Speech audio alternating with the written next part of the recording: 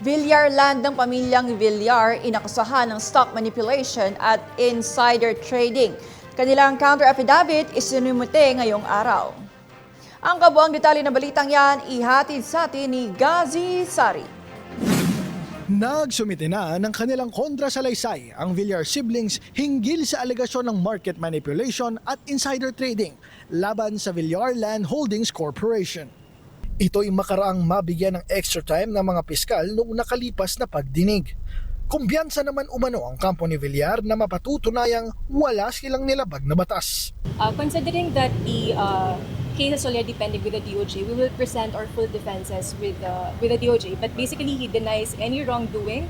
All actions were made in good faith and to ensure transparency. There's absolutely no evidence of fraud or intent to defraud. Kabilang sa inireklamo ng Securities and Exchange Commission o SEC, sina dating Senator Manuel Villar Jr., Senator Cynthia Villar at ilang opisyal ng kumpanya. Sinabi ng SEC na posibleng lumabag ang mga ito sa Securities Regulation Code dahil sa umano'y manipulasyon ng presyo ng stocks at pagpapakalat ng maling impormasyon sa merkado. Layunin ng DOJ na alamin kung may sapat na ebidensya para sampahan ng kasong kriminal ang mga sangkot. Samantala, tiniyak ng Villar Land Holdings na makikipagtulungan sila sa ahensya para sa investigasyon habang inaasahan namang ang susunod na pagdinig ay ang pagsusumite ng SEC ng reply affidavit. Mula rito sa Department of Justice, ako si Gazi Sarip para sa D8 Patrol.